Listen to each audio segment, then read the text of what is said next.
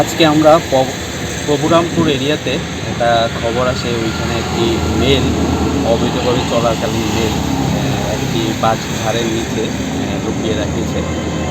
এই মেলটির মাধ্যমে ইলিগালিভাবে গাছ কাটাই করে।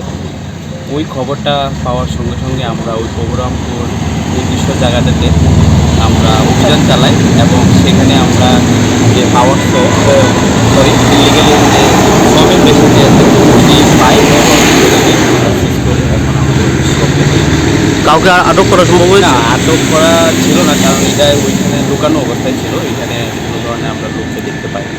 এই মিলটা যে জায়গাতে চালানো হচ্ছিল সেটা কি সরকারি জায়গা ছিল নাকি না, কারণ নামে জায়গা ছিল? সরকারি জায়গা বলতে এখনও আইডেন্টিফাই করিনি। আমরা আইডেন্টিফাই করছি এটার সঙ্গে কে জড়িত আছে, তার বিরুদ্ধে আমরা একটা স্ট্রিক্ট অ্যাকশন